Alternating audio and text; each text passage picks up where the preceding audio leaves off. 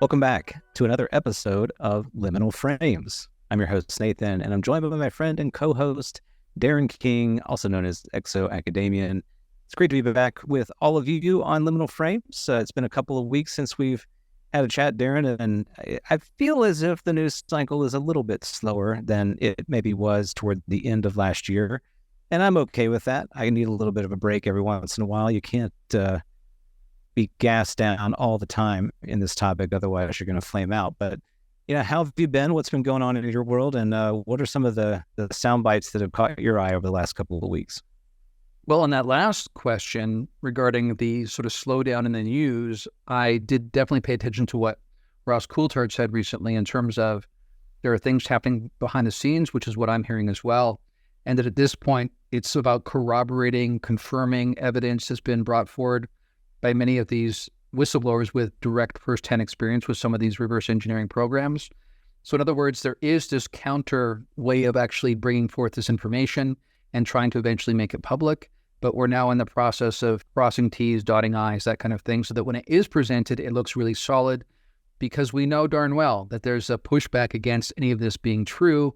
We're seeing that trotted out with recent interviews with Sean Kirkpatrick, etc. So that's what's catching my eye, is just where we are. We're kind of pausing, I think, in a way, before we have this sort of second round, the second act, if you will. But of course, as you and I talked about before we went on the air, and as we talk about over pizza sometimes, there's the overarching question about how important is disclosure? How much should we be focused on this one end goal? So that's something I'm thinking about as well. Lastly, I'd say really excited about some things that are happening this year. I'm excited about the expanding awareness course again, starting up in a couple of weeks. Great numbers of people that are showing interest in that. That's always an amazing experience, because it's as much about the energy that unfolds in real time with the people in the class, that it's as much about that as it is about the curriculum being presented. So that coherent field of intention that forms amongst the people there is always so compelling, probably the most compelling aspect of it. So I'm looking forward to that. And just in general, other than allergies, I'm looking forward to the spring, which isn't so far away either.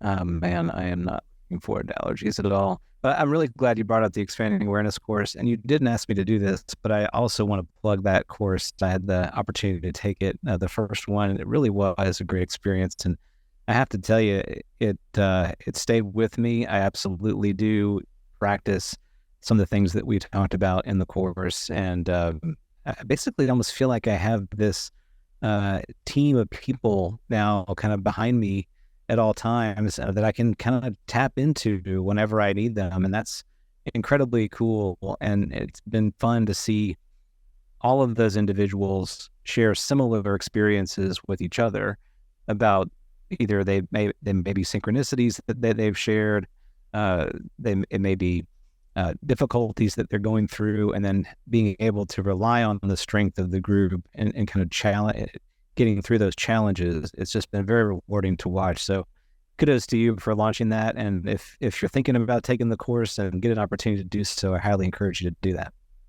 I really appreciate that, my friend. And yeah, to just echo what you said there, the key is not just about this sense that, yeah, I've got some friends who are supporting me mentally or something, or emotionally. It's literally about the energetic underpinning of everything in reality.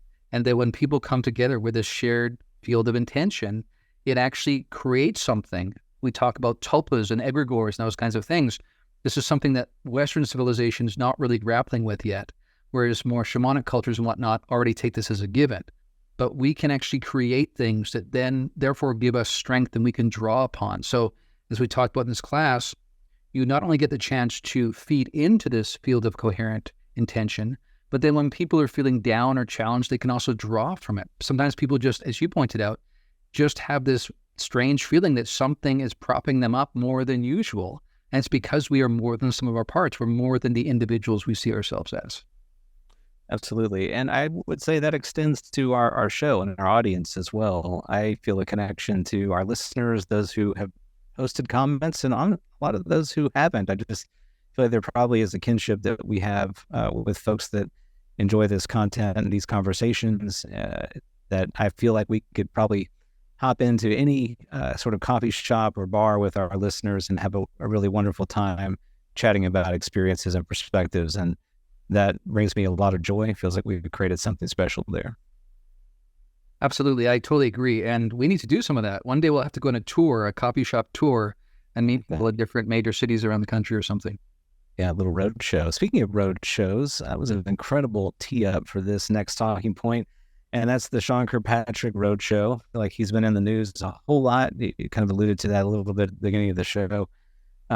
Certainly not, I don't know, drawing the enthusiasm of the UFO crowd. He's drawing the ire of many in the community, and probably rightly so. He's absolutely toting the party line in terms of there's nothing to see here, folks.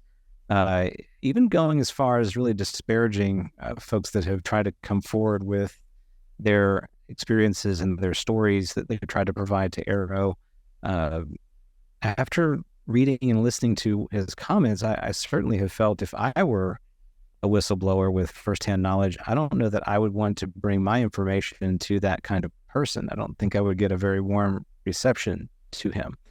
So it's interesting that he's been so vocal on his way out of that position, and there's been really total silence from those who remain in that office, either the acting director and any others in that office. We're just not hearing anything at this point, and I don't know if that's by design, if it's basically meant to be something that just will fizzle out now that this high-profile Dr. Sean Kirkpatrick type has left the office, and he's done his sciencing and case closed here. Maybe that's sort of the narrative, but I know it's been very frustrating for people, and probably for good reason. So, curious, what your perspective is on that, and where do you see the role of AARO going, maybe in the coming year, in this year? Well, the first thing I would say is that what is even more surprising and telling to me beyond what Kirkpatrick is doing specifically is the way the mainstream is welcoming him with open arms, because, of course, he's, again, putting forward the usual consensus narrative. And in so doing, it makes people believe there is nothing there to look at. And to some people, I think it even creates a kind of relief that there's nothing there to look at. And they get behind him so quickly because there's almost this unconscious desire to not have to look in that direction. I think for many human beings, much more so than many of us in ufology recognize, for many human beings, the notion that there is UFO intelligence here already, some sort of alien intelligence, something non-human, regardless of whether or not it originates from some other planet or here, or whether that's even a way to think about this properly. Knowing how sophisticated they would have to be running circles around us, not just technologically, but even in terms of manipulating space-time, etc., the things that people hear about in the lore, for many people, that's just a bridge too far, not in terms of possibility, but in terms of comfortability. Because many people are not ready to live in a world where we are not the apex intelligence. Now, many people will say, but that's not living in reality. It means surely we're objective people who look at things as they are, but we don't. There's all sorts of ways that we demonstrate with our behavior that we don't. And I think many people are just nervous about the notion. And you hear that from some people who talk about bringing it up around Thanksgiving or Christmas with family and friends, that some now are willing to talk about it. Others kind of change the subject, not because they don't think it's possible, but again, they're just not comfortable with the notion. They're not comfortable with the implications of what that might mean for us and what's really going on sort of behind the curtain. Think of Wizard of Oz or something. So that's what I think about that in terms of the response from the mainstream. It's almost like newspapers in the mainstream took that one article, the op-ed that Kirkpatrick wrote, along with the follow-up interview that was in Scientific American, and many articles were generated from that, again, basically putting forward the consensus narrative saying, see, after all, there's nothing here to see. There really was, of course, almost no digging. There was no trying to reckon with how do we make sense of the Schumer Amendment in light of what Kirkpatrick's saying. No attempt to reconcile how what Kirkpatrick was saying seemed to fly in the face of congressional testimony that Rush gave, right? This is not just speaking on some podcast somewhere. He said this in front of Congress. And people like Chris Mellon have come out and said, as we talked about in the last podcast, stating basically the direct opposite of what Kirkpatrick is saying, that actually he knows he himself has brought forward whistleblowers to speak with Kirkpatrick and the AARO team. So how could he be saying that no one's come forward? So again, it says a lot about the system. It says a lot about the DoD response. I wanted to quote this one quote that was in social media this week from Matthew Pines. I thought it was a very apt way of framing this. He said, quote, UAPTF did their job too well.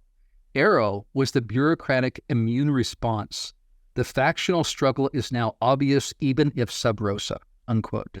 So I thought that was a great way of summing up what's going on, that we really are seeing two factions kind of in this push and pull scenario, where there are some on the inside who really want to get this out, others who are doing everything they can to prevent it. Mostly the bureaucratic sort of elements are trying to do that. So again, there's questions, of course, around conflict of interest. When the DoD is sort of in charge of their own internal audit, if you will, it doesn't exactly speak to transparency and the hope for getting to a really objective answer.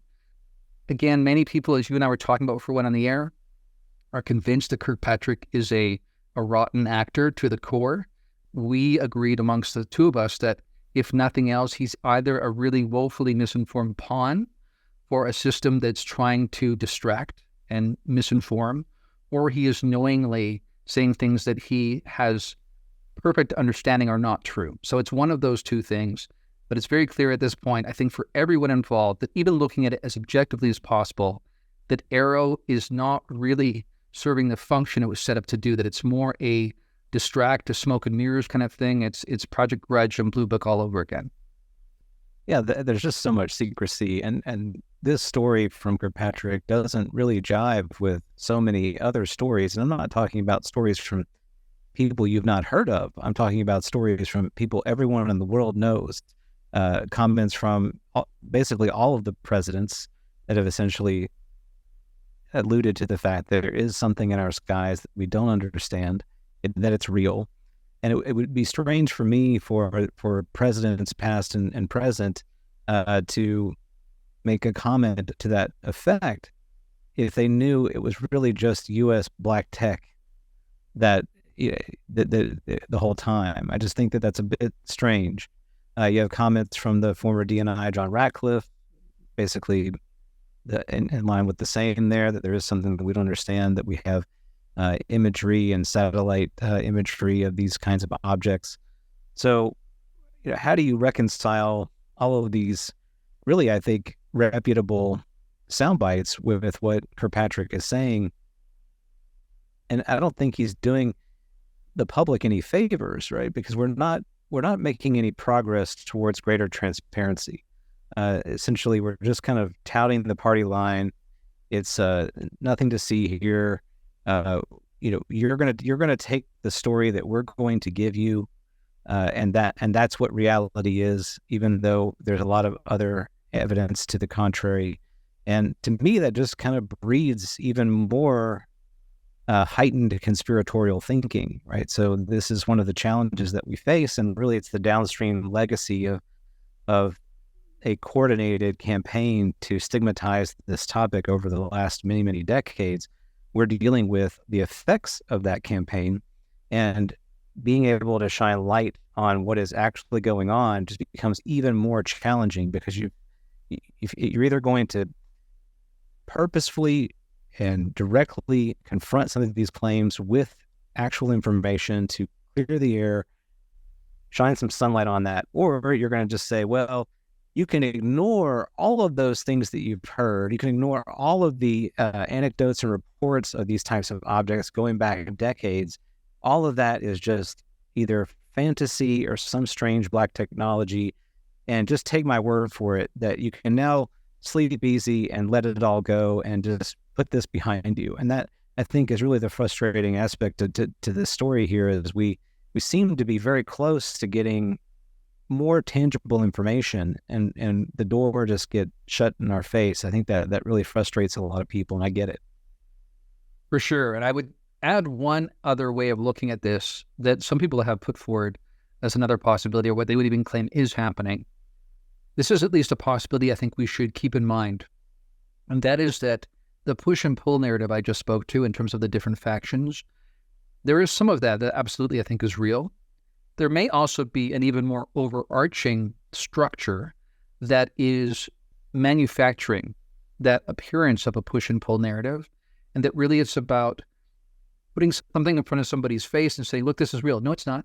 And they take it away again. You do it again and again. But eventually you desensitize people to seeing that thing.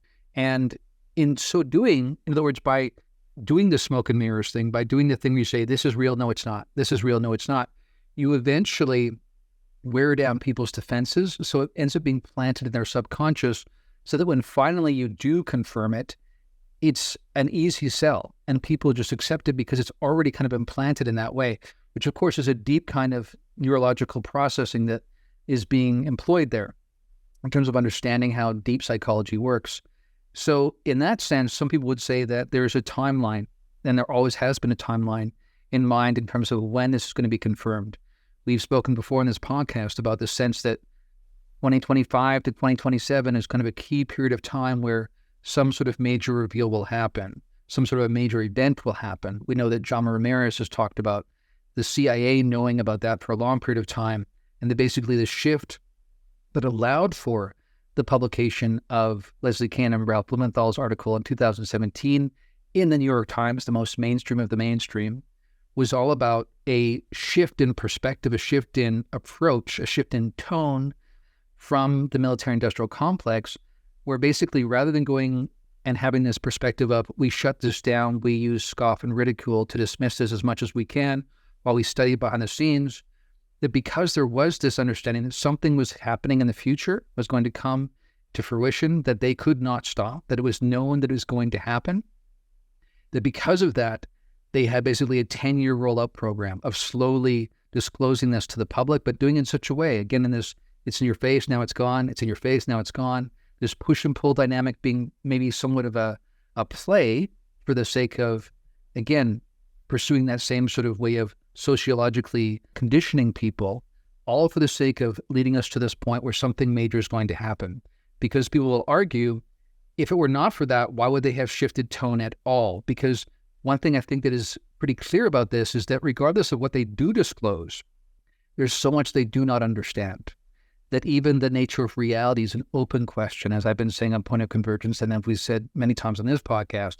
So in other words, the most base questions about who we are and what this is an open question at this point because of what's arising this phenomenon. So I can't think of any good reason why the government would want to disclose that. They're certainly not going to do it because they just think it's the truth and they should do it because it's the right thing to do. That's not how government really work. And on top of that, based on how disruptive that could be, that might not even be the responsible thing for government to do. So I think there's a fair bit of evidence behind this notion that there's something coming and they can't stop it. They can't control it, like much of this phenomenon, of course. And because of that, they are hedging their bets and saying, we better prepare people because it sure looks like this is coming on the horizon. That's another way to think about this entire push and pull narrative, that regardless of whether or not there's two factions or not, we are slowly moving towards this ramp up of awareness, public awareness, that, as we've been saying on the show recently, when you have Congress people using terms like interdimensional to try to describe the origin of these beings, again, these things are being spoken as if they're fact, and we're now moving into Act 2, which is where are they coming from? What is their nature? That's a big shift, and I think we need to acknowledge that's a big shift from where we were a few years ago even. Well, and you talk about the push and pull and the kind of almost breadcrumbs that are being left. That reminds me that we recently heard from Ross Coulthard about the Alaska shootdown, and that he indicated that he has sources that have said that that object was anomalous and cylindrical and certainly not a normal type of craft that we would have had an encounter with, not a balloon, in other words. And that may corroborate sort of to some degree what you're saying. There's this a coordinated act of desensitization occurring with the general public that provides some sort of evidence or proof or a bit of a light show there to really get the interest going, but then also kind of pulling it back a little bit so that it doesn't become something that people dwell on maybe consistently. Maybe by pulling it back, it does give them a chance to say, okay, well, I don't have to sit with that permanently. I can forget about it for a while, and then once again it sort of rears its head with the next whistleblower account or congressional effort or what have you. Clearly the effort is increasing, even though there is pushback, as you say. I think it's going to be interesting to see that sort of call and response or song and dance, whichever way you want to look at that, as we see that progress this year. Absolutely. And I would give this analogy to help people understand what might be happening. I remember one time this one person was describing how they interacted with this person with special needs who didn't like actually interacting with strangers. But he really wanted to interact with this child to understand where she was coming from, where she was at developmentally, that kind of thing. And so what he did was he went into the area where she was in, and he just sort of stuck his head around the corner, so he wasn't too bold, wasn't too much in her space, and just said, "Hi, Rebecca, I'm just here to say goodbye. Just was talking to your parents. I just want to say hi and bye, and I'll see you next time." And then would say one more thing, and then say, "As I'm leaving, I just wanted to say, hey, I love that thing you're making. What is that you're making there?" And kept engaging in conversation. But the approach he used basically alleviated all of her fears that she was going to have this long conversation with this stranger, because she was convinced he was on his way out already. And so in that sense, you're able to engage in the conversation, actually make the new thing real, have a real engagement, while at the same time alleviating the fears, so that finally when you realize, wait a second, we did have a conversation there. I wasn't just leaving. We spoke for half an hour or something, but it's done in such a way that it works neuronally so that people don't feel the threat, right? The thing they're worried about is never actually engaged with, because it's presented in such a way that it gets around that. And that's what I think we could say is going on here. That again, because as I alluded to at the beginning of the show, many, many people actually have a deep nervousness about what this means, a sense of, if non-human intelligence is real and they are so sophisticated they've been able to hide up until now, and if all of these notions of abductions of people from their homes is real, then what does that mean for our sovereignty, for our agency, for where we are on the food pyramid? So this is what I think may be going on here.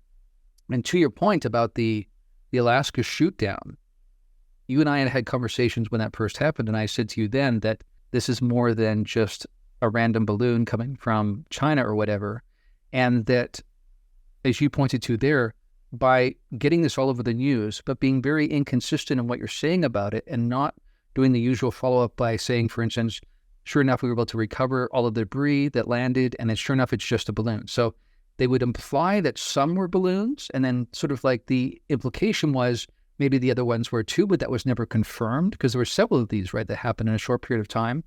Of course, many people ask the question, what kind of defenses does NORAD have that balloons, slow-moving balloons, can just fly over our airspace, right?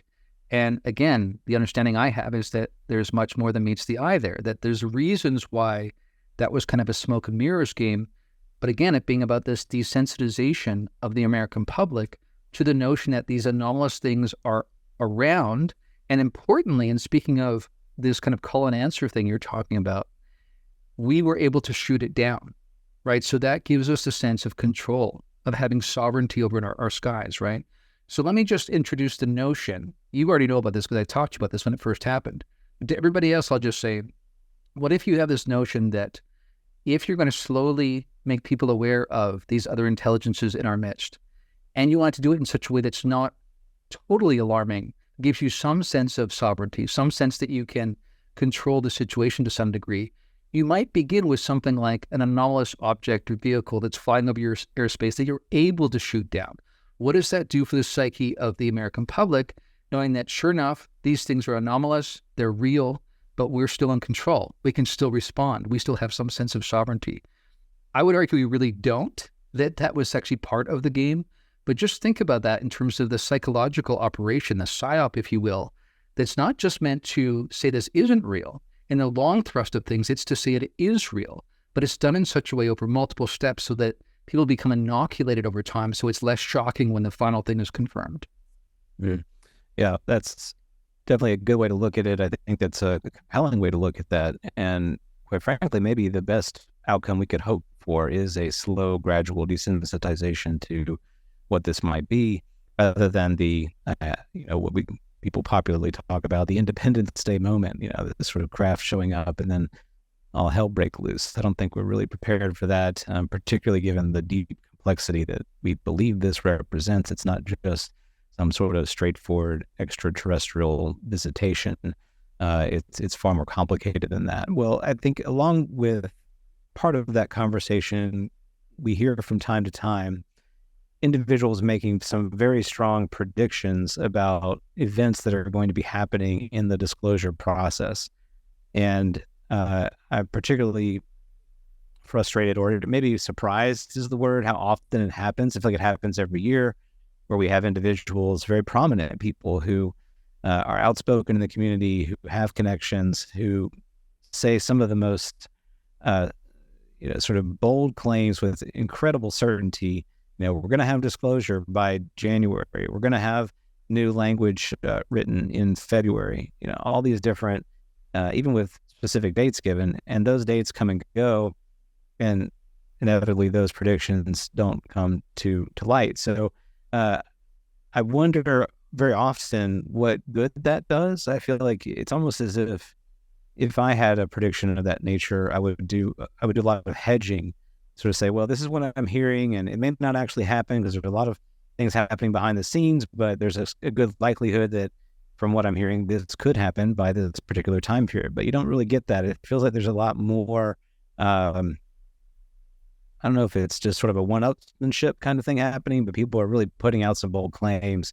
And I worry about that. I feel like it not only hurts their own credibility, right? It hurts what will I listen to them in the future and take them seriously, but it also hurts the credibility of the overall movement and community of interest and advocacy, that there is something here worth exploring. If we're just constantly throwing out these grandiose claims and none of those things come to fruition, then I think it puts us really in a bad spot, particularly when you're an outsider looking in at that and going, well, look at these guys. I mean, they think this is constantly going to happen. The sky is falling. It never does. Every year there's going to be disclosure. It never happens. There's nothing to see here. Let's move on with our lives. So, I wonder if you could speak a little bit to that, and does it in a way kind of tie into what you're talking about with that sort of desensitization process? Is there some kind of connection to that as well? Yeah, I completely agree with what you're saying there. And it's kind of like the story of the boy who cried wolf. You can only do it so many times before people stop paying attention. And on top of that, and more importantly, really, for some of these people that we're consciously choosing not to name because we don't like to shame people or embarrass people, but there are some people that are pretty well known who've not just spoken about things they're predicting were going to happen last month, for instance, or going to happen today, for instance, without us saying specifically what it is. But the problem is if those same people have given overarching narratives about what's going on, what kind of beings are here, what kind of accords might have been made, what this presents in terms of the future of humanity and questions we need to answer in a way that we can engage with this larger cosmic community. If you're saying things in the near term that end up not happening, and as you said, you're not hedging at all, you're putting all your eggs in that basket, and then it doesn't happen, people are eventually going to inevitably say, well, how do I know I can trust these other things you said about this overarching context? How do I know that you're not just not very methodical in how you look into these things, that you're maybe just exercising wishful thinking there or something? So that's why I think we do really need to be careful about how we predict these things, because when things don't come to pass, it ends up looking like we're not very credible. And that might reflect on some other things we've said in the past that are very well true. So that's something to be aware of. And one other piece I would introduce here is that, again, as I've discussed with you and we've discussed on the show before, so some people in my circle of friends and colleagues are in contact with non-human intelligence. And the sense we get from them is that things are not always known precisely, that there's sort of a probability cloud in the future, but because there's so many conscious agents interacting in the scene and shifting things one day to the next, one moment to the next, 1 millisecond to the next, and it's incredibly complex, that you can never know with absolute certainty what's going to happen. So for instance, I know I shared with you like around this notion of when quote unquote disclosure is going to happen, and that has kind of shifted over time, not just in terms of because some of these others shift their perspective on what they want in terms of disclosure, whether they want it or not, or they think it's in our best interest, and different groups wanting different things and having different self-interest, basically.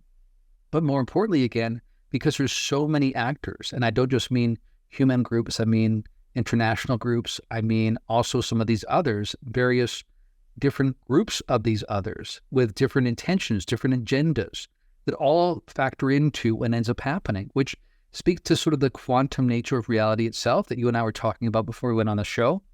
We talked briefly about the Mandela effect. There's more evidence for those kinds of things than people are aware of, I think, especially in the mainstream, because again, we are kind of inoculated from believing that could even be true. And yet, as you and I were talking about, we are the first generation that has this digital imprint where we can actually look up history, where we can compare what we think happened when we were kids with what actually seems to be logged as history, right? As historical. And many, many people find anomalies there, forgetting things in the sky or beings in your bedroom, but just even our own history seems to be anomalous sometimes, which speaks perhaps to the fact that we are moving in and out of different timelines, both individually, and then you eclipse that and even collectively as well. So this speaks to even things like manifestation, which we kind of get into in the class. It's more complex than some people want to sell it as, but there's something to that. There's something, again, about the observer collapsing the waveform and that becoming the reality that emerges from this probability cloud. But again, we ourselves are part of the influence of that probability cloud. So absolutely, the intention we carry, the energy we carry, changes our reality. And as I was saying to you before we went on the air, and we also discussed in the class, that also means things I do today will change my past and will change the past of people around me, and in addition to changing my future. So these are notions, again, as if the UFO phenomenon wasn't enough already to deal with. This goes in so many directions, which again raises the question around, is full-on disclosure in our best interest, knowing how much it's basically your proverbial having the rug pulled out from under you about everything you believe about everything. So these are things to think about when we wrestle with these issues. Yeah, that is actually where I wanted to go is, I mean, how much should we be focusing on this sort of capital D disclosure, or how important is that to really fixate our attention on? I think, too, in part because we've caricaturized it in a way that we've simplified it as a certain, speech at a podium, unveiling of something in a hangar, rolling out of a body on a sort of gurney of some kind. These are the classical ideas of what disclosure will look like, I think, in the popular imagination.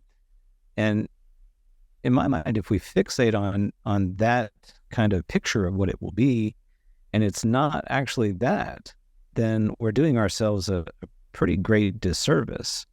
We're putting our intention, our energy into something that isn't genuinely real. It's in some ways almost like a sideshow, something that might be more symbolic than actually meaningful. And I worry that is, I think, kind of taken hold in the community. And I get it. It makes a lot of sense why people would have that fixation. It's really exciting to have that kind of moment, and it feels like a Hollywood moment that you're living in that movie when this amazing thing occurs. But as you and I have talked about quite a bit, people put a lot of eggs in that basket as if somehow that particular moment of unveiling solves their problems, rewrites everything that's going on in the world, erases the challenges that we deal with in society, and man, it's a brand new day, Galactic Federation, let's go. It's a very different attitude, and I think it, to me, kind of sidesteps and ignores the real deeper issues at work here that disclosure truly represents. And it's what is the nature of reality? Who are we? Why are we really here? What is our journey like, both now and in future iterations of what we may be? What should we be putting our energy, time, and intention into? These are the deeper sort of layers of this issue. And if we're only focusing on that top layer, we're really not getting an appreciation for how complex this actually is, and how, honestly, I would argue, more meaningful it actually is. So we're really kind of getting just almost like a saccharine version of the truth here. And I think I would just challenge people to really think about what it is that they want and ask themselves, is that really what it will look like? Is that really what it truly is? Or is that just something like another distraction that I'm already filling my life with in the world that is so full of distractions? For sure. And those who are interested, Nathan's in the process of printing Galactic Federation Let's Go t-shirts. With a thumbs up with a UFO above it. It's a great t-shirt, $19.99, any size you'd like. But no, in all seriousness, Yeah, absolutely. When you think about the implications of the Free Foundation research and how the contact modalities included not just interaction with UFOs and UFO intelligence, in other words, the beings, but also things like near-death experiences, out-of-body experiences, psi phenomena, apparitions, on it goes, spontaneous healings. Basically, as you sort of alluded to there, there's a much greater possibility that's in line here. And if we play this right, and we kind of spoke to this last time, then I think it's important that we not become the kids who really want to open the presents on Christmas Eve, as my brother always wanted to do. Because if we sell this too short, number one, it could be incredibly disruptive if it happens too quickly and in an inelegant way. But more importantly, as you point to, it doesn't have the impact it could. But for this to have the proper impact, we have to time it right. We have to roll it out in such a way that we don't shock the system too much. We don't put people into psychosis, which is a real problem. This is something that myself and my colleagues sometimes talk about, is that some of this thinning of the veil, as much as that sounds exciting in some ways, that we are seeing this melding together of two different kinds of frames of reality, and that's creating a third kind of version, almost a hybrid reality, if you will, compared to what was before. That sounds exciting, and it presents some real possibilities that are very enticing, very exciting. But again, if you roll it out too quickly, it's too much shock to the system. So we really do need to be aware of that, as you pointed out, it's not just about confirming the cherry on top. It's not just about rolling out bodies saying, in addition to everything else we thought about reality, sure enough, as Carl Sagan spoke about, there were beings on other planets because the cosmos is such a big place. Turns out they were able to fly here, whatever. Here it is, the standard gray, just like you were expecting. And here's his craft that has some really cool anti-grav tech. End of story, everybody go back to work. It doesn't work that way, because we know that the nature of life and death, what it means to be human, our origins, what reality is, all of these things are in play here. And you can't crack Pandora's box open without all this other stuff spilling out as well. And I'll just remind people of something we touched on in the last episode, that in 2005, people like Hal Puthoff were put in these different focus groups, presented with what is entailed in disclosure potentially, and then deciding whether or not they thought humanity was ready for it, whether it was in the interest of humanity to expose this information. And every single group decided, no, these are not Darth Vader people. These are people like Hal Puthoff, who's actually a very kind individual. And from people that I know that know him personally, he's a very conscientious person who thinks about the impact of things he does and things the government does. And so for people like that to conclude that it's too much too soon, I think we should take that seriously. And again, I would just add to the mix the notion, because we often forget the elephant in the room, the others, many of them, the more ascendant ones, from my perspective, also have that perspective that to just launch everything onto the stage in one fell swoop would be too much and people are not ready for it. And these are ones that also have our best interest in mind. So while we should be pushing for disclosure in the sense of greater transparency, we should be asking for our democratic processes to be realistic, to actually work like democracies. At the same time, to think that ripping the Band-Aid off is going to then solve everything in one fell swoop is certainly naive. And again, as you pointed to, undersells the possibility of what this entails ultimately. Mm-hmm. Well, I don't know if we want to rename the show from liminal frames to liminal frowns, because it feels like we have lately been kind of down on the disclosure process to some degree. And I apologize for that, but I think what we're really trying to get to here is just that it's more than people conventionally think it's going to be. And, Darren, you just made a claim, about these ascendant others and sort of what they may want for us. And I know a lot of people may have a difficult time kind of sitting with that, because how is Darren able to make a claim of that nature? And what I will say to that is you can take that out of the picture entirely if you want, and just extrapolate out your own life experience to things that you've observed happen in the world. And I'm going to use here just a parent-child analogy because I find it particularly useful. So, raising kids is not easy. There's no handbook for that. Those of you who have them, you know what I mean. And as you observe them and as they learn, they go through various phases of development and maturity. And you realize that there are some simple concepts they need to learn in order to then be able to learn more complicated concepts. There are some things that they need to learn that are very kinesthetic. There are also things they need to learn that are social, psychological. They're multifaceted. And you can't ask a toddler to have a multifaceted psychological appreciation for sort of the nature of relationships and political dynamics, all those kinds of things. Like that would be absurd. So you have to really get them to a place where they can appreciate that. And even then, like, they don't fully understand it because it's incredibly complicated. And then you'll take that out even further. So as we get older, as we go through our phases of life and we deal with different struggles, have more life experience, we realize that there is a certain kind of wisdom to saying yes to certain experiences, no to other experiences, to delayed gratification, to there is a time for having this, there's a time for avoiding this type of experience. And then you get to your older years, where you're not chasing kind of that carrot anymore. You're not trying to get the big house or the car, whatever it is. You're getting into your twilight years, and you really realize that life is about just being present to the ones that are near you and that you love and you care about. You're investing your last days, your energy into that kind of meaningful experience of life.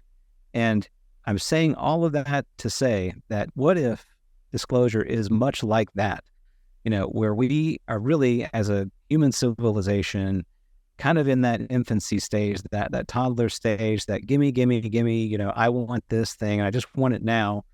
And there could be others who have had a longer experience of life, a broader experience of life, a deeper understanding of it all, who look at us and say, well, this isn't good if we just give them the entire chocolate cake, that they're really not going to be able to manage that experience. They're going to get upset stomach, et cetera, et cetera. They'll become deranged from the sugar high, all these sorts of things that you've experienced if you've actually done that to a child. So I'm just providing kind of an analogy here, I think, in lieu of what the statement that you made, laying on a little bit of logical extrapolation to what I'm observing as disclosure is taking place in front of us.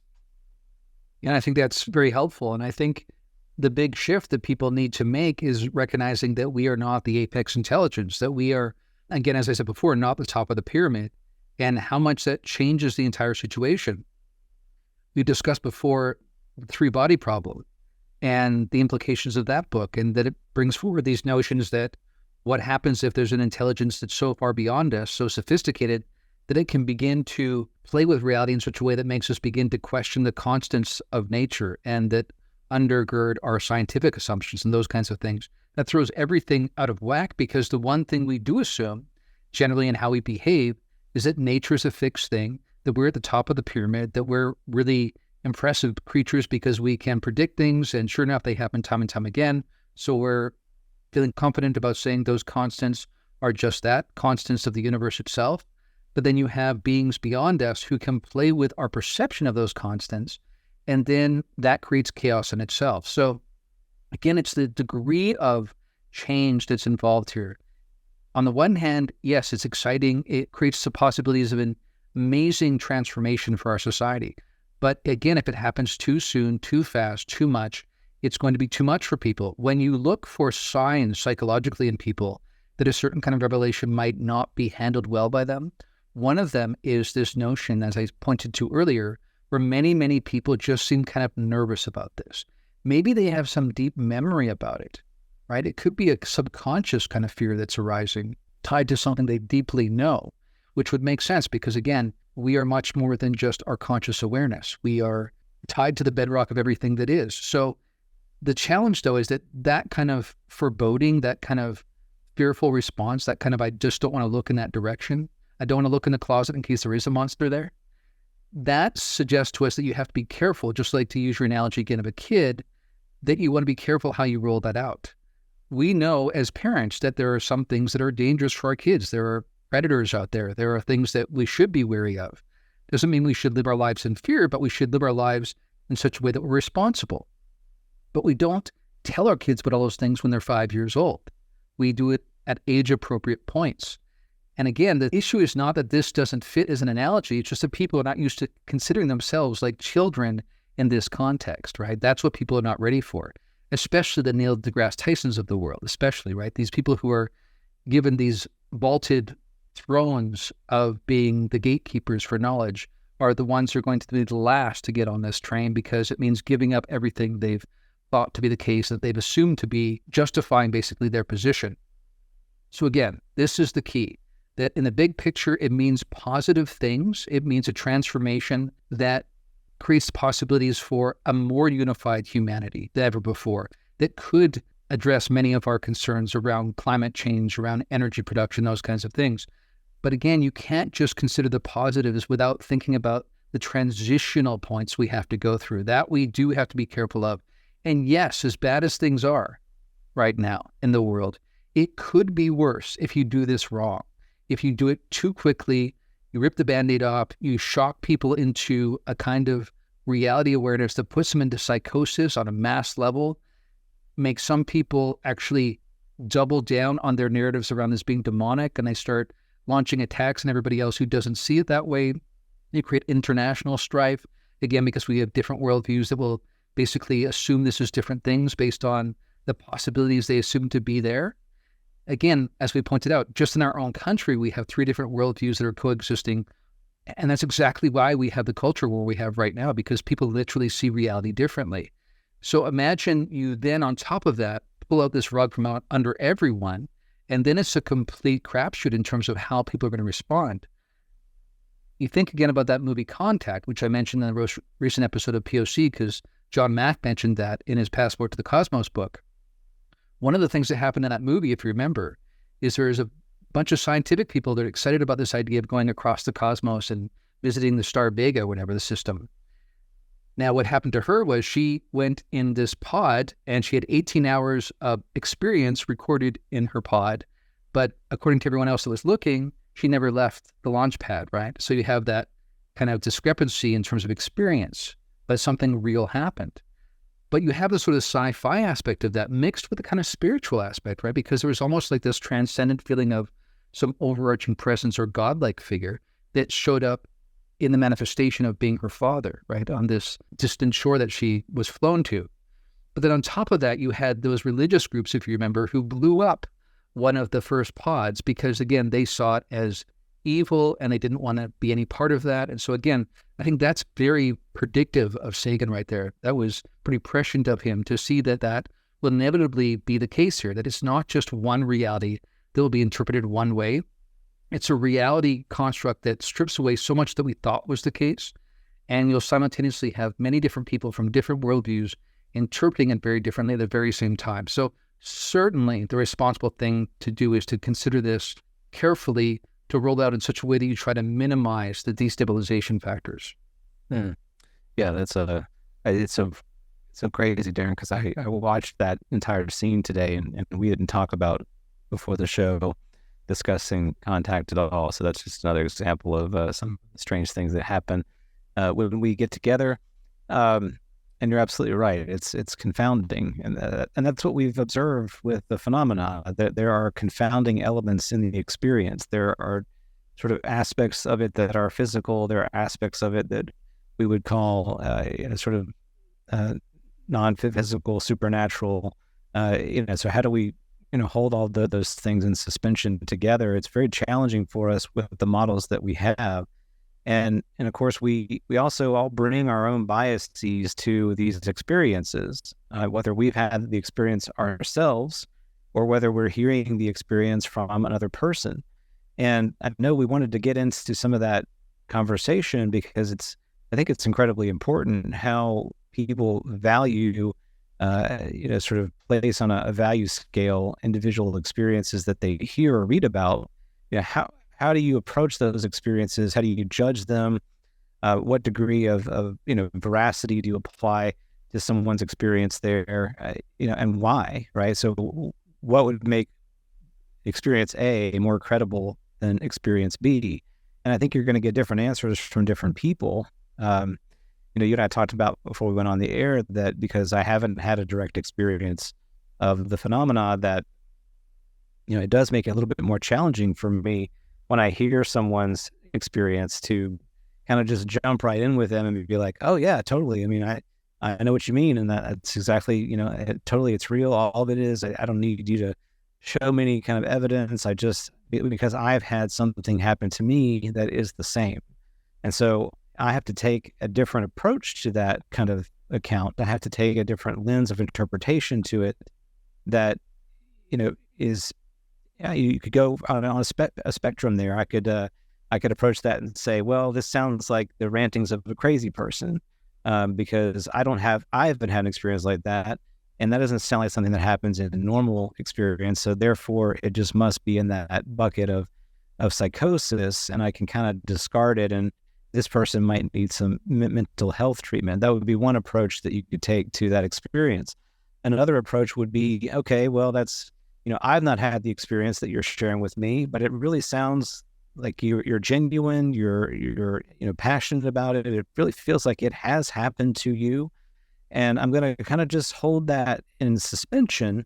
And then I'm also going to go about my day to day. And maybe if I run into someone else that has another experience like what you're sharing with me, well, now I have a greater sample size. I have more than one person who is saying something very similar. And as those accounts grow in size, as more and more people are sharing similar things, even if I haven't had a direct experience of it, I can then say, well, there does seem to be something here because a lot of people are having it. And that gives it a lot more truthfulness. So I'm just providing an example of kind of one approach, and we can, I'm sure, get into the details of several different approaches as to what constitutes evidence and proof and value for you when you evaluate a claim. And I know you've done a tremendous amount of research, so maybe you can speak to your own sort of perspective on these kinds of things.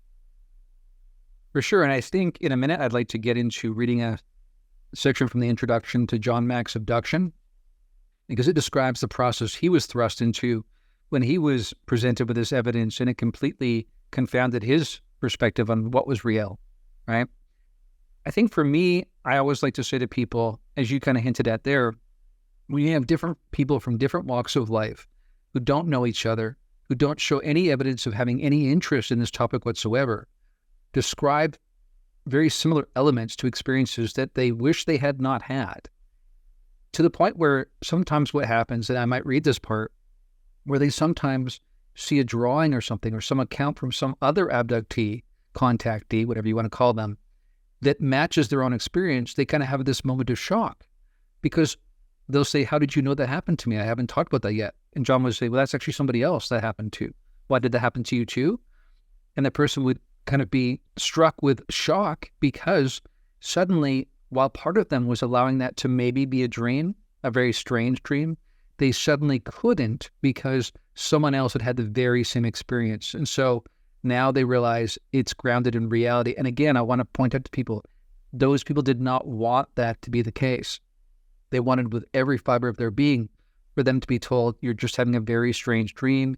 You're having a weird reaction to some sort of catalyst. You are even perhaps suffering from some sort of psychological delusion. Many people will say literally they would rather have that been the case than that this actually happened, that alien beings were showing up in their bedroom in the middle of the night and taking them on board craft and that kind of thing. So that's one thing I would say, is that, like you hinted at, in courts of law, we will take evidence that's circumstantial and we will consider that.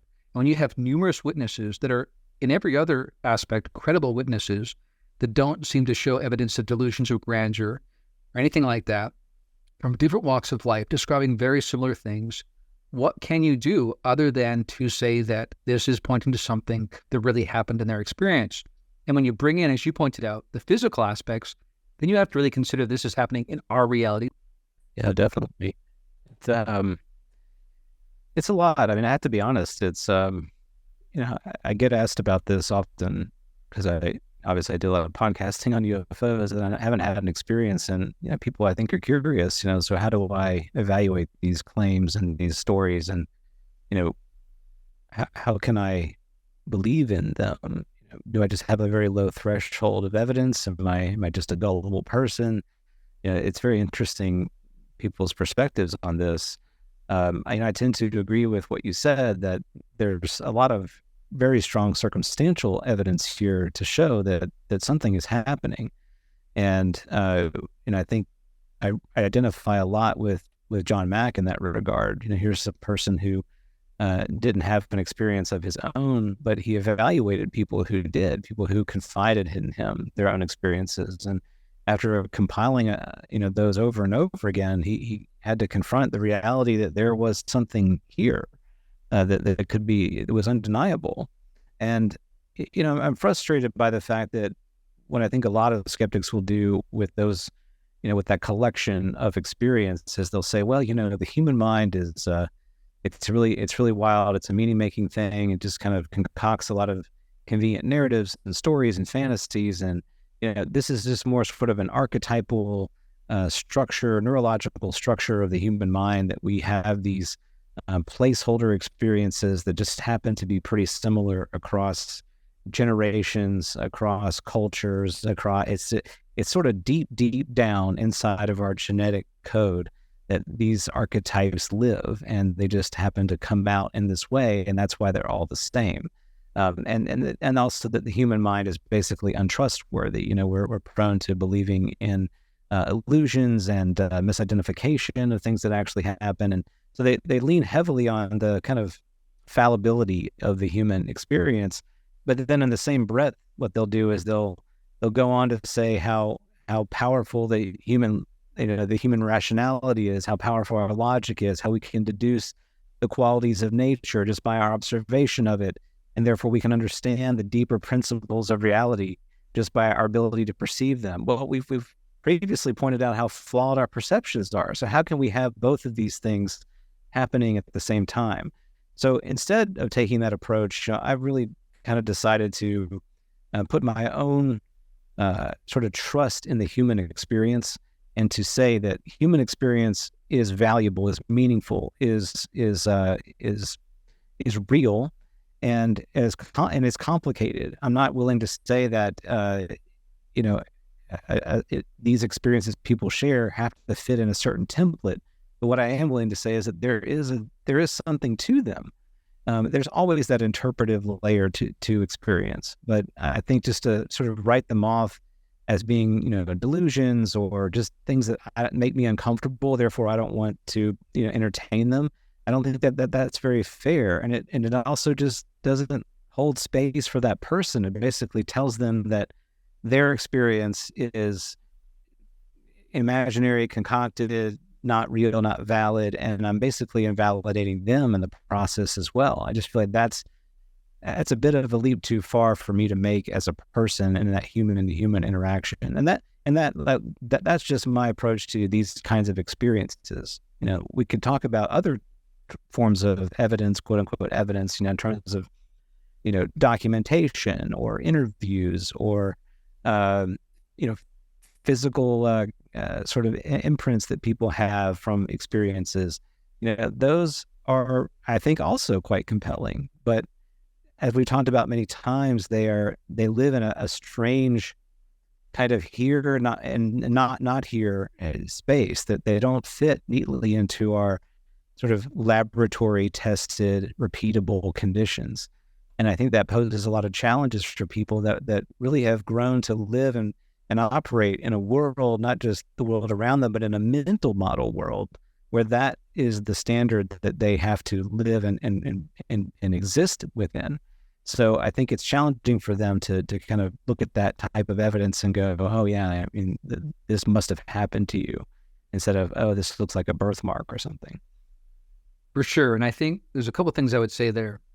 One thing that's quite confounding to me is that the skeptics and debunkers, et cetera, will assume that whatever advanced intelligence, if it existed, if it were interacting with us, it would do so in such a way that we would see the physical evidence that you would expect to find.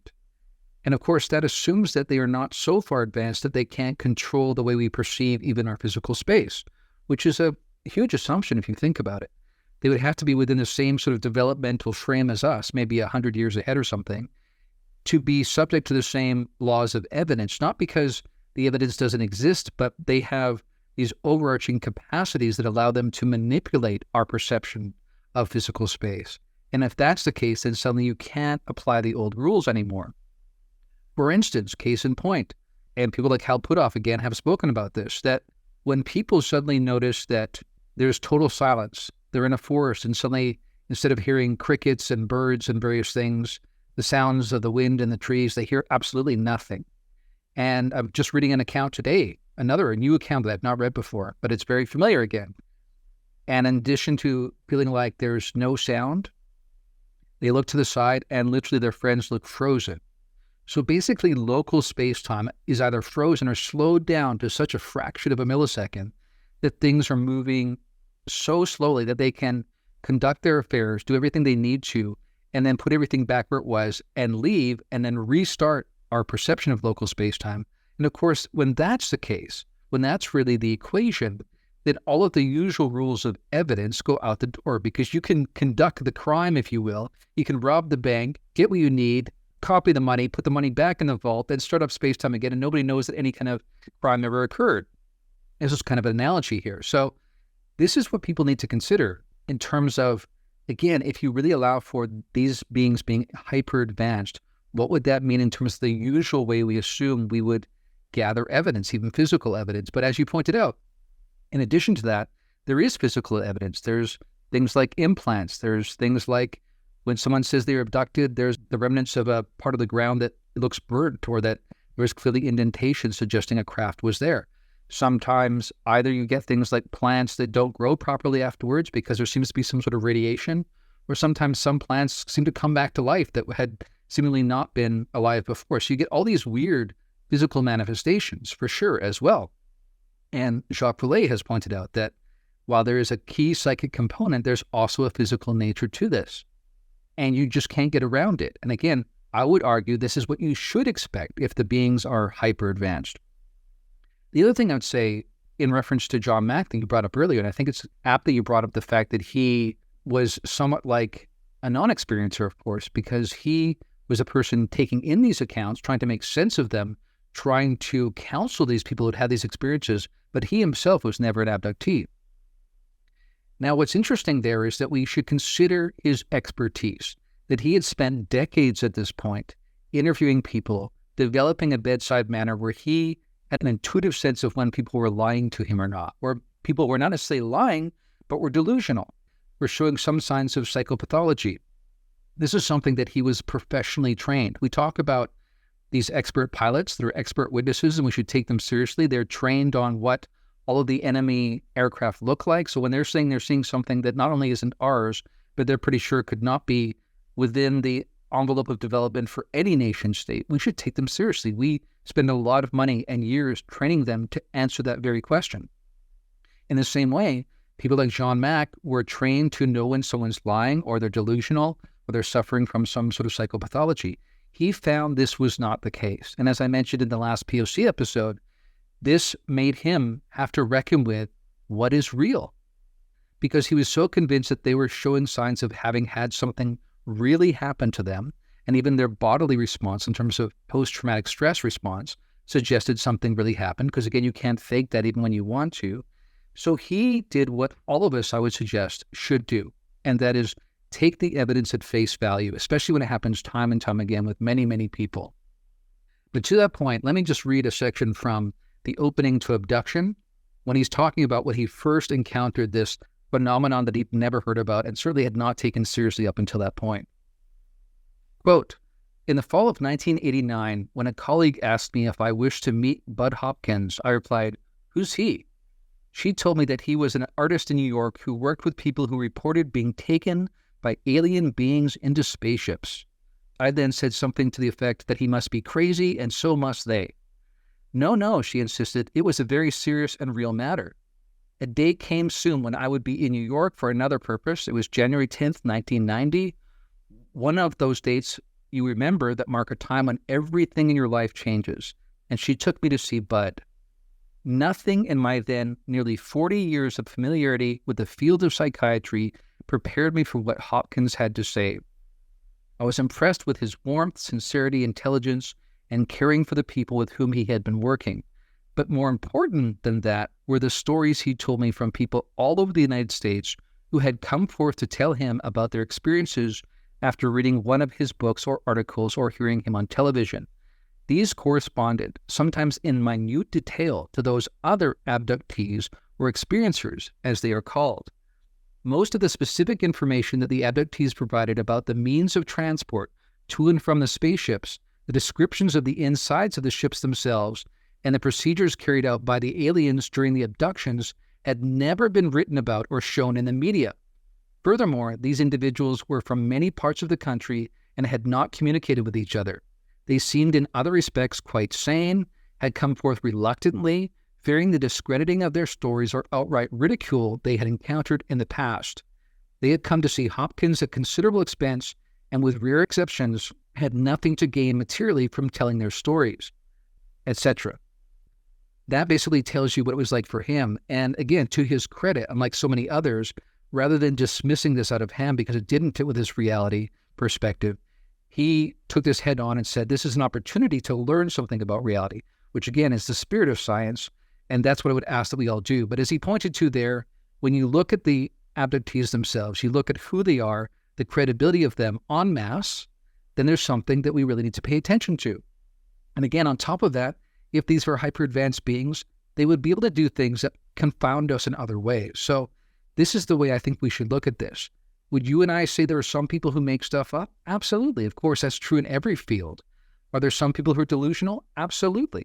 You can allow in the bell curve a certain amount on either end for people who are rather delusional, making it up. But when you have this many people from different walks of life recounting very similar events and doing it reluctantly, really hoping they could be proven to be insane or proven to be somehow delusional, this is something about reality. And if we are not willing to take that at face value, then really it tells us we're more interested in living in a fantasy land than actually dealing with what comes into our awareness. Yeah, I was going to say, this to me was the rational reaction to what he received. That what he did was what a rational person would do. And that's say, gee, there's something here. Like, this is not something I should just write off out of hand. And I think this comes back to what we were talking about earlier, that for many people, this creates a strong sense of discomfort to really want to sit with the reality that this might represent. And for John in that situation to receive those accounts, to compile them, to evaluate them, to, as you said, from different people, different life experiences, different parts of the country, details that hadn't been revealed anywhere else. I mean, this is the kind of evidence, quite frankly, that a scientist should follow up on, because it's pointing to something that we previously did not know. And so I think he had a tremendous amount of bravery, and that's really what we're in many ways observing right now, is individuals who are brave enough to follow the trail that we have in front of us and say, hey, we don't know necessarily what the answers are here, but we feel fairly certain that this is going somewhere. And to just completely dismiss it out of hand, and coming back to what we said earlier with the Sean Kirkpatrick article, not even willing to entertain a counter narrative there. And there's plenty of recent counter narratives they could have included in that article, or that he could have spoken to. I mean, that just to me shows a willful ignorance, a desire to not want to pursue this because it might be just too destabilizing and too scary. But you did say, in your comment there, that there are certainly accounts that we hear from time to time that we don't find to be all that believable. And, I am kind of curious. You've done a tremendous amount of research, and I know it can be sensitive subject here to kind of get into maybe specifics, but what are the kinds of experiences that you've come across that you do have a hard time sort of believing in the truthfulness of? Well, one that comes to mind, I'm not going to name names, but when you have experiencers who not only share the fact that they've had encounters with non-human intelligence, but they start declaring that they have unique perspectives that no one else in the world has, that they basically have been chosen as an agent of communication by some intelligence, maybe even by the Galactic Federation itself. Again, you can look for that t-shirt, Galactic Federation, let's go. There are people who literally say this, that will say that I know about these wars that happened and there's one faction, this other faction. And thankfully, the good guys won. And I am the one that's been communicated with so that I can share this with all of humanity. Again, there's several things there that are red flags. One is it certainly leads one to believe there could be a problem with delusions of grandeur there, in the sense of I am the only one that has been chosen. So number one, how would you verify that? Number two, why would that happen? Why would that be something we should believe? And of course, when we think about falsifiableness, right? This is one notion that we talked about before we went on the air in terms of some hypotheses are compelling because they explain a lot of things, but if they're also not falsifiable, then it can only take you so far because it's a nice idea, but you have no way of actually demonstrating it one way or the other based on evidence. And I would say that's the case with some of these people, that they're more interested in being recognized and gaining fame, basically, as being the ones chosen, the chosen ones literally, to help bring this awareness to all of humanity. So that's one that comes to mind there. Also, of course, if someone actually shows signs counter to what John said of actual psychopathology, when they actually seem like they actually don't have a strong grip on reality and they will change their story from time to time, those kinds of things, then you really have to ask yourself, what's really going on there? What can we do maybe to help this person rather than embolden them and enabling their dysfunction by telling them that sounds great and tell us more? If you really have strong suspicions that they are basically either making it up or delusional, then you should act in their best interest. But I think what you and I would say, because I know you had many encounters with people you've interviewed on calling all beings, that these people do not come across that way. Do they seem traumatized? Yes, but post-experience, they're traumatized because they've been through something real, not because they were traumatized people beforehand. Now, again, of course, there's the complexity of the fact that sometimes early childhood trauma seems to allow people to disassociate in such a way that they become more able to experience these kinds of realms or states of consciousness that are non-conventional. This is part of what we're looking into right now.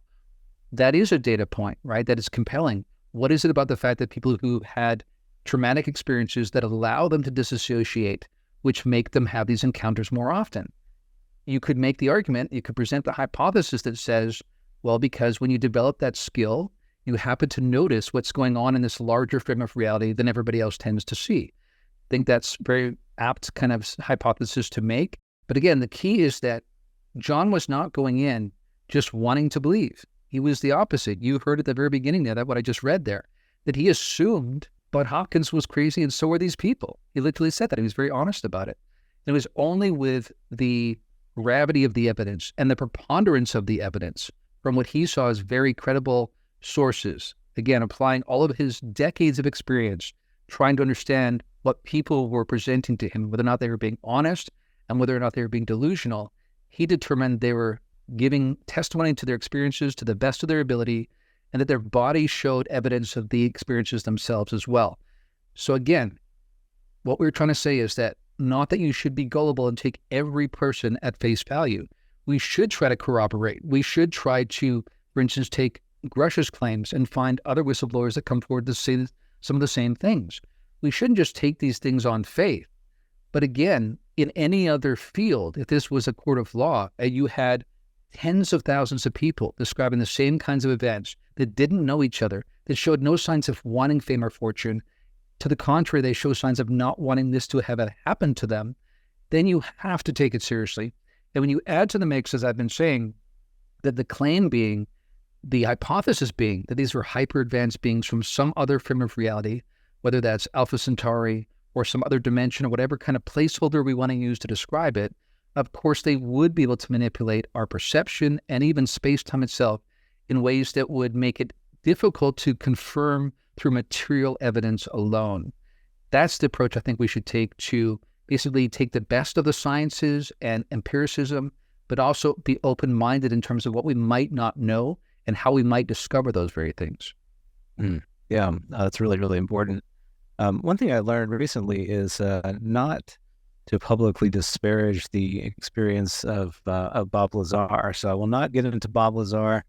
I'm making a joke to who I was recently on that UFO podcast, and we were talking, I was with Andy and Dan and Graham, we were talking about predictions for 2024, and Andy had asked us about Bob Lazar, and you wouldn't believe the volume of comments that we had in that YouTube video in support of Bob Lazar. So I really won't weigh in on that. I think, to be honest, it's a complicated story. I think that there is maybe some kernels of truth in there, but it's a muddy kind of picture. That's my short take on Bob Lazar.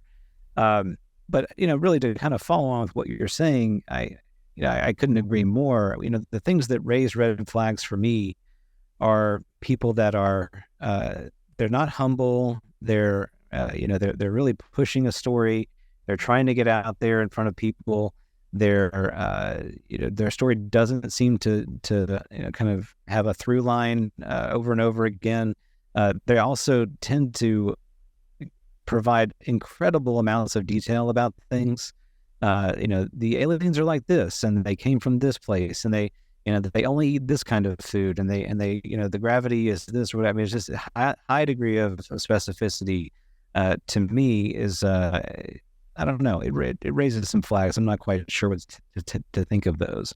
But I will say, and this is something that you're very familiar with, that the nature of these experiences, but they are difficult to verify. Like there are confusing and strange components of them that almost like leave themselves open to criticism. They're not, many of them are not airtight. Like there's some kind of element to the experience that we would look at that and say, conventionally, this doesn't make any sense. And it seems basically like an inconsistency or a flaw in their logical, reasoning, whatever it may be. But at the same time, there are other elements of the experience which are very clear, incredibly hard to discount. We have to take them seriously. So we're really left in a strange place where we have some things that fit within our conventional models of evidence that we're very comfortable with, and then other elements of it that don't fit into those models and maybe even fall outside of them. And we're left kind of figuring out, well, how does this sort of fit into what I understand to be quote unquote real? And that's often where we are. And I think that's, to your point, we've basically forgotten that the world that we've constructed around us is a world basically of symbols. Like it's a symbolic representation of a deeper reality, that these symbols aren't reality itself. They represent meaning, but we've basically forgotten that. We just think that the symbols that we've created for ourselves to navigate everything, like they are reality. And I think we're butting up against that assumption now. We're basically being reminded that that's not really how it works at all. That even though it's been really helpful for us that we've made all of these conclusions and theories and theorems and math and all of this symbolic logic, it's great. But again, at the end of the day, it's not what's really behind it. And we're starting to get glimpses of what's really behind it. And that means our models have to change to make space for it. And how do you get from a model that is sort of very tightly controlled and makes so much sense to us, and then allow that to expand? How do you kind of drive a wedge into that model and make room for a new perspective, or allow the model to change entirely? It's an incredibly difficult challenge for us. And I don't know how we're going to get there other than by starting to take more seriously experiences that people have, because they're happening. I mean, we just can't ignore them. They really are happening, and to ignore that they aren't, to me, is not doing them justice, is not being very scientific, and it's basically kind of allowing us to remain in a perpetual sort of ignorance about what this really is. Absolutely. And I think, again, of my conversation with Bernardo Kastrup, we talked about the fact that humankind has this incessant need for closure, a feeling like we've figured it out. We're very happy to say that our ancestors got it wrong, that we had to reform our ideas. We had to basically start from the ground floor up, but we're confident that we are there. And I think there's two elements there. Number one, maybe we see most of the evidence supporting a certain perspective. That's part of it. But secondly, we, again, don't want to be in a place of unknowing. We want to assume that we're close to having everything figured out. Now, again, the key is there. Within a certain frame of reference, things can be consistently presenting in a certain way, that should not lead us to believe that this is the sum total of all reality, or that we are witnessing base reality at all. Again, we think about people like Donald Hoffman, who pointed out that, to your point, not only are we seeing symbols, but we're seeing symbols that have been produced by the evolutionary process to create kind of an interface that dumbs down and creates these icons that don't at all map to what's really going on, just so we can stay alive enough to propagate, basically, right? So we have to be humble in terms of, yes, we are multidimensional beings that are powerful, but we're also right now, a lot of the time anyway, unless we have alternate state experiences, basically framing reality through this evolutionary interface, and that is not base reality, number one. And again, even someone like Donald Hoffman, and I've heard people misunderstand him here, in his humility says that I'm probably wrong. Now, by that, he does not mean that physicalism's right after all, and he's wrong. What he means is anything we know is only going to be partial. It's going to be temporary. It's going to be the next step in the process. And again, as I pointed out last time in our Liminal Frames episode, and I said on POC as well, we should get in the habit of enjoying the adventure, being like kids. We discover the next room. We explore that. Don't feel like that's the final room. Don't even feel the need for that to be the case. And this brings to mind something I said on social media recently that speaks to this. I said, quote, a more dedicated mainstream engagement with UFOs/aliens, apparitions, NDEs, OBEs, psi, etc., will serve up revelations that end up collapsing and transcending all of the current popular hypotheses and explanatory models. We need some placeholders as bridges to the presently unknown, using pliable terms like, quote-unquote, interdimensional. Just don't hold on too tightly to the terms themselves, and remember to always look to the horizon for what's emerging, because that's what reality does in this participatory construct, unquote. So I think that's key, is that it's not just the UFO phenomenon. We have to take into consideration these other contact modalities, the fact that they overlap as well. And we have to realize that we ourselves are part of the construct. We, again, might be collapsing a probability space into a certain reality just by the way we engage with each other and with the construct itself. So that's a really interesting element to consider here. An interesting factor to consider is that by studying the very thing we're looking at, rather than it being this inert thing that's objective and is static and separate from us, of course it cannot be. And so that should also make us aware that we can only know to some degree what we're studying, and it can't be final. And again, for us to be okay with that, and overarchingly to engage in the adventure of it, that actually see the unknown and the unknowable as new territory to explore, rather than something that is somehow missing from our model that we need to quote unquote fix. Yeah, amen to that. The word that you use there that I just can't echo enough, and that's participatory. And it's participatory and it's relational. Like that's something that we, I think, just want to ignore or we're not comfortable with that, maybe because we're not very good at doing those things now. We're not very good at being present, being relational, participating in the now. We want to flatten, reduce, objectify, sort of tidy things up, sort of shave off the excess there, and just have this nice little object that we can say, hey, this is reality. Forgetting that reality is a process. It is participatory. It is relational. It is becoming, and for that matter, it's evolving. Like that our very being, our very presence in it, is affecting it, and it is affecting us. We are kind of co-evolving together in this space, and that means to sort of sit down and stop dancing is really a tragedy. Like, we need to keep that momentum going, and like you said, be like a child and explore and be open to these new things, because the horizon really doesn't stop.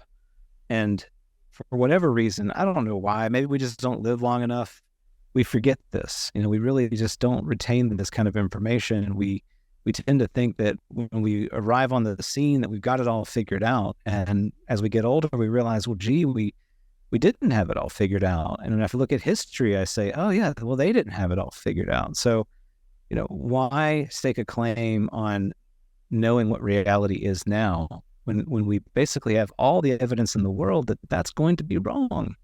So I think that's where we firmly sit, and for me, it's exciting to be a part of this conversation and journey now. I think we're in for some more surprises, and like you said, you and I talked about before we went on the air, even the models that you and I find to be most useful, and that is the model of idealism. It's not something that we are kind of planting a flag in the soil and saying this is it and it's the end of the story. We acknowledge that there is going to be, and there are elements of reality that it doesn't consider or hasn't even thought of, and it's going to change and grow, and we want to be there when that moment happens to incorporate that new knowledge into our perspective. Absolutely. I think of a couple of things here to finish off with. When we were kids playing video games, or adults playing video games for that matter, when we get to a new level in a game, we don't say, oh man, there's another level. I thought we had it all figured out in level 3. No, we get excited when we say, right on, I made it to a new level, something to explore. And then we engage in whatever we're doing in the game because our goal is to make it to level 4 and level 5. And this is the discovery process. Again, why not have that be our perspective? Where along the process do we lose that? Secondly, I would say, if it's true that we ourselves are source consciousness exploring itself, what that means, ironically, is that the very investigation we are conducting is creating new realities to investigate, that there's this kind of circular kind of aspect to it, but it's producing new elements of reality, new dimensions of reality, if you will. And so in that sense, it's going to be unending. Why not enjoy the journey? Why not embrace what's happening, what's emerging in our space right now, but not make the assumption that that's all that will ever emerge, that we will finally solve these, again, problem. Don't think you have to fix the problem, explore, be on the journey, and be thankful for that. And I think one thing we will encourage people to do over and over again is to embrace that and to, again, not just double down on the UFO phenomenon questions. What does this mean for who we are, what reality is? And let's engage in that. And let's trust that if 5 years from now, liminal frames are still around and we're asking these questions, we will hopefully be in a different place than we are today. That's what we're suggesting. Really hope that's the case. Hey, look, I think we turned those liminal frowns upside down in this episode, and that makes me very happy. I hope you're smiling on the other end of this conversation. I hope you've enjoyed it. We certainly have, and we look forward to the next one. We hope you have a great week ahead, and a wonderful time, and we'll see you in the comments and see you out there in the community as we take liminal frames eventually on a liminal frames roadshow, which I think would be pretty cool. So on that note, thank you all for listening. May the quality of our questions, shaped by a desire for understanding, enhance our journey of discovery. And may our travels broaden the sphere of our consciousness, reminding us that new discoveries beget new horizons. As always, adventure awaits. We'll see you next time on Liminal Frames.